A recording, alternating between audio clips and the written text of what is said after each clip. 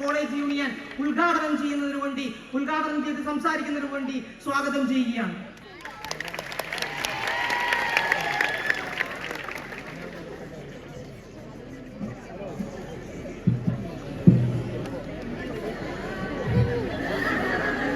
ഏറ്റവും ബഹുമാനപ്പെട്ട അധ്യക്ഷൻ, കോളേജ് യൂണിയൻ ചെയർമാൻ, ബഹുമാനപ്പെട്ട പ്രിൻസിപ്പൽ, വേദിയിലിരിക്കുന്ന വിശിഷ്ട വ്യക്തികളെ, സ്നേഹമുള്ള സുഹൃത്തുക്കൾ,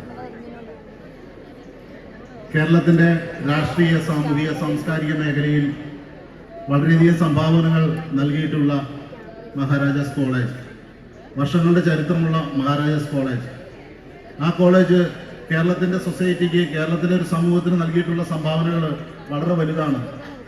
അതിൽ ഓരോ വർഷത്തെയും അതത് കാലഘട്ടത്തിലെ കോളേജ് യൂണിയനുകളുടെ സംഭാവനകൾ, അവരുടെ ഇടപെടലുകൾ ഏറ്റവും എടുത്തു പറയേണ്ടതാണ്. ഈ 24-25 വർഷത്തിൽ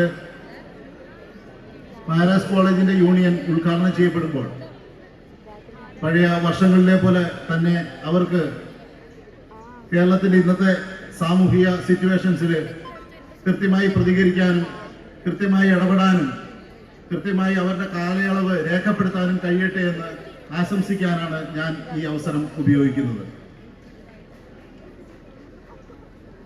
അതിക്രമങ്ങളെ നേരിടാൻ ശക്തമായിട്ടുള്ള ഇടങ്ങൾ സ്ഥാപിച്ചെടുക്കാൻ നിങ്ങൾക്ക് ഈ വർഷത്തിൽ, ഈ അധ്യയന വർഷത്തിൽ സാധിക്കട്ടെ.